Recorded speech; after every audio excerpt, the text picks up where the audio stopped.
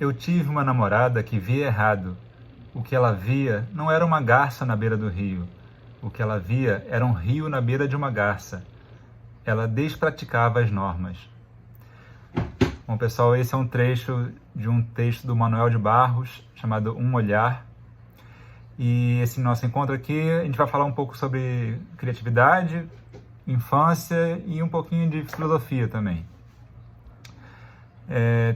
Tem muito a ver com esse trecho desse texto do Manuel de Barros, isso de despraticar as normas, né? De você se propor a ter uma visão diferente das coisas. Criatividade também tem muito a ver com isso. O Piaget, Jean Piaget, um teórico da educação, da pedagogia, ele considerava que na infância era parte da nossa existência que a criatividade mais se via, né? Maior pujança de criatividade. E muito do que a gente, né, tem na infância, a gente acaba perdendo com o tempo. Isso seja no desenho, né? Isso é muito comum, né? Todo mundo já foi um desenhista, um pintor quando criança, e depois a gente foi acabando, né, se bloqueando de alguma forma, né, muitos de nós, e não desenvolvendo esse lado artístico. Isso é para citar um exemplo, né? Uma frase que eu achei bem curiosa também, de uma criança, né? As crianças têm muitas frases assim, né, geniais, que vai nessa vibe também do Manuel de Barros, que eu trouxe aqui, que é: eu não sei de quase nada, mas já sei de muita coisa. Tem uma poesia, né, uma poesia natural, né? Não é uma coisa absolutamente espontânea, não é nada pensado de antemão, né? Que as crianças têm essa naturalidade. E o próprio Manuel de Barros tem uma frase que eu gosto muito, que ele fala: eu queria avançar para o começo, chegar ao criançamento das palavras. Né? Tem essa contradição do avançar para o começo, né? Ou seja, você está voltando, mas na verdade você está indo adiante, né? É uma coisa que você vai além quando você volta. E o criançamento das palavras, né, tem muito a ver com isso, com esse olhar poético que se tem sobre as coisas. Tem um paralelo muito grande, né, do olhar do poeta com o olhar da criança. Esse novo olhar sobre o velho mundo, esse olhar com frescor da infância que o poeta tem, né? O poeta, na verdade, ele é uma criança, é um adulto com alma de criança. Assim, ele consegue olhar para algo ordinário, algo corriqueiro, com um olhar né, aquele olhar fresco, de encantamento. Ele consegue se encantar com uma coisa aparentemente banal. Tem um texto também da Disney que fala sobre o fator uau, que é uma coisa que eu achei bastante interessante. Assim, uma síntese disso para mim eu vi um vídeo, por exemplo, de uma... Se você colocar no Google borboleta folha seca no YouTube, você vai entender o que eu estou falando, desse fator uau. Esse olhar de espanto diante de algo que aparentemente poderia ser banal, né? E tem a ver com o olhar estrangeiro também, né? Quando você chega num lugar diferente que você nunca foi, num país diferente, uma cultura diferente, você tende a observar detalhes que passariam absolutamente batidos se você estivesse na sua cidade, né? Seja, sei lá, o gestual das pessoas, ou um detalhe da paisagem, uma coisa pequena, aquilo ganha uma amplidão, assim. Então, o olhar, essa capacidade de inovação das crianças, e também poderia ser do estrangeiro, né, quando ele chega num lugar novo, tem muito a ver com esse olhar não viciado para as coisas. O Gaston Bachelard, um filósofo francês, conhecido como filósofo do devaneio, ele elaborou uma filosofia da criatividade. Ele estudou bastante a imaginação e ele aproximou esses dois lados, o reino da imaginação do olhar do espírito científico. Ele juntou as duas coisas. Ele considerava que tinham o mesmo peso. Ele foi lá, ele resgatou isso do romantismo alemão, que os românticos alemães, eles reconheciam, como Schiller, por exemplo, eles reconheciam o olhar da imaginação também sobre a ciência, e rompendo com a tradição racionalista, né? Que a filosofia foi muito racionalista, é preponderantemente racional. E o Bachelard trouxe esse novo viés da imaginação, que não mais vista como uma deturpação da realidade, mas sim como um olhar poético mesmo. E isso que, assim, conforme a gente vai ficando adulto, né, a gente é doutrinado de alguma forma, seja pela escola, seja pelos nossos pais. A sociedade como um todo doutrina a gente a perder isso, né, infelizmente. É uma coisa que algumas escolas têm essa proposta de resgatar, mas a grande maioria delas, o que a gente faz conforme a gente fica adulto adultizar-se significa isso, né? Criar razão, né? Perder esse devaneio. Afinal, a gente tem que pagar boleto, tem que pagar contas, e tem que passar no vestibular. Então, muito da escola acaba indo para isso, né? Para essa educação muito objetiva e assim, com esse objetivo de certa forma burguês, né, de se inserir nessa sociedade capitalista que a gente inegavelmente vive, mas faz isso de uma forma que tolhe muito a nossa criatividade. Existe uma cisão entre o pensar e o sentir, né? A escola contrapõe muito o brincar e o conhecer, né? Tanto que tem a hora das matérias e a hora do recreio.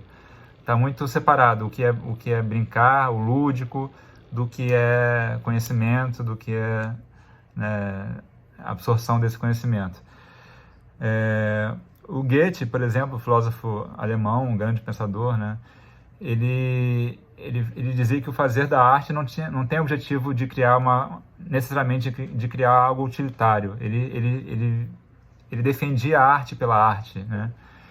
E esse olhar do poeta, da criança, que também é o da criança, né? O poeta é isso, ele consegue resgatar esse olhar infantil. O Bachelard também, ele tem uma frase que eu separei aqui, esse livro Sonhar, Pensar e Criar, da Lindomar Goldsmith. Ele fala que os devaneios da criança, nesses devaneios a imaginação prevalece acima de tudo. As experiências só vêm depois. Elas vão a contravento de todos os devaneios de alçar voo.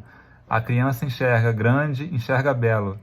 O devaneio voltado para a infância nos restitui a beleza das imagens primeiras. E esse lirismo do olhar infantil, né, que também é do poeta, ele também tem a ver com a transfiguração de uma realidade que muitas vezes não é desejada, ou é por ser difícil.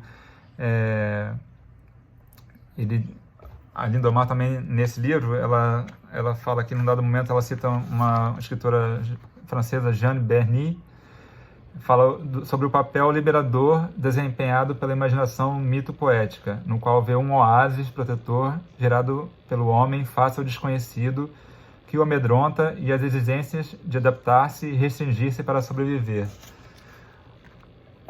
Traduzindo, por exemplo, é uma coisa que essa transfiguração da realidade, de uma realidade difícil, é uma coisa que, por exemplo, o Chaves faz, né? O nosso Chaves do seriado mexicano, que foi o tema da minha monografia da faculdade, que acabou virando um livro.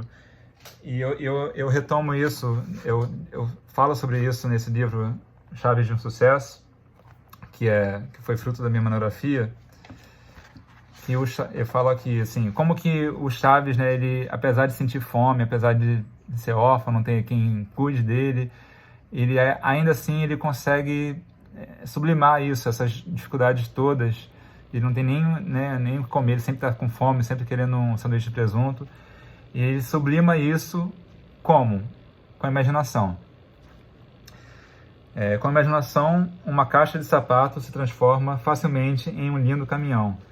Além disso, o Chaves não se incomoda de jogar tênis sem raquete, uma vez que ele também não possui bola. Ou seja, o Bolanhos, né, o criador do Chaves, ele faz isso de uma forma muito poética também, né? Ele consegue falar sobre fome fazendo humor ainda por cima, né? E isso ele só consegue através da imaginação. O Chaves, ele só consegue sublimar isso com a imaginação. E o Bachelard também, o Gaston Bachelard, ele vai para a etimologia da palavra e ele problematiza de certa forma. Ele fala que a imaginação não é, como sugere a etimologia, a faculdade de formar imagens da realidade. Ela é a faculdade de formar imagens que ultrapassam a realidade. É uma faculdade de sobre-humanidade. E isso tem muito a ver também com o que a gente vai falar no nosso próximo encontro, que é sobre criatividade e loucura. E todo mundo conhece, né, a música Balada do Louco, dos Mutantes, que a letra fala basicamente disso, né? Não vou cantar, mas eu vou falar aqui. E fala: dizem que sou louco por pensar assim. Se eu sou muito louco por eu ser feliz, mais louco é quem me diz que não é feliz. Se eles são bonitos, eu sou Alain Delon. Se eles são famosos, sou Napoleão. Eu juro que é melhor não ser o normal, se eu posso pensar que Deus sou eu. Se eles têm 3 carros, eu posso voar. Se eles rezam muito, eu já estou no céu. Ou seja, é isso, né? Tá tudo aí, né? O louco é quem consegue sublimar seja essa pobreza, seja uma tristeza, e pensar o que ele queira pensar, porque é isso, ele tem imaginação. Então, para finalizar aqui o nosso encontro, vou propor um exercício que tem a ver com isso, com essa releitura do mundo, que é você fazer novas definições de palavras. Você vai no dicionário, pega uma palavra. Eu já fiz muito esse exercício, eu até tenho um compêndio grande de redefinições de palavras. Vou dar exemplozinhos aqui.